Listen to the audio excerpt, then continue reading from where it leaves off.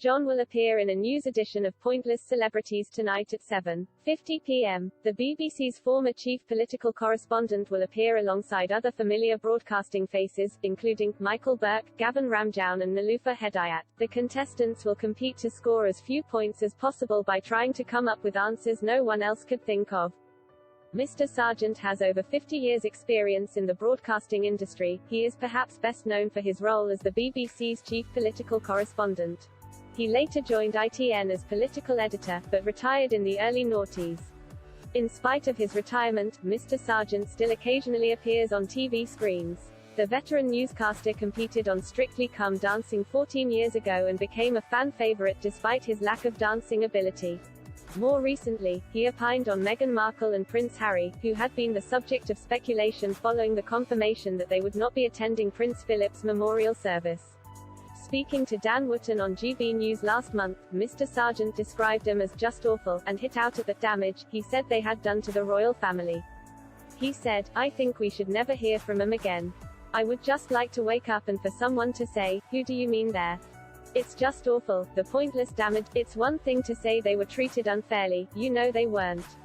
Mr. Wootton interjected to say that he believed the Sussexes had been treated fairly and claimed that the royal family had laid out the red carpet for them, and added, "They got everything they wanted." The Duke and Duchess of Sussex returned to the UK after the segment was broadcast.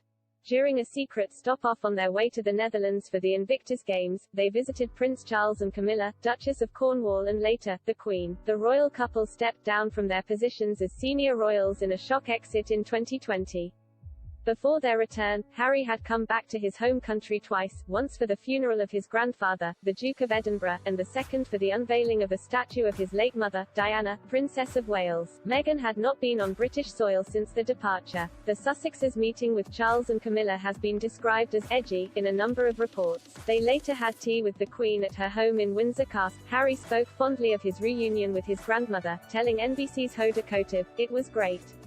It was really nice to see her. To be able to see her in some element of privacy was nice. IHADNT had the chance to go back the UK for couple of years apart from those two times, one for my grandfather's funeral and one for unveiling a statue of my mum." He added, "You know, Shush is on she has always got a great sense of humor with me and him just making sure Shush is protected and has got the right people around her. I did make her laugh.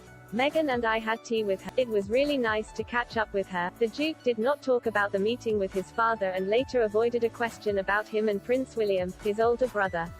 Meghan and Harry have reportedly been invited to join the royal family for the Platinum Jubilee celebrations later this year. Events during the extended weekend will be broadcast live on BBC One, where Pointless Celebrities will be airing at 7:50 p.m.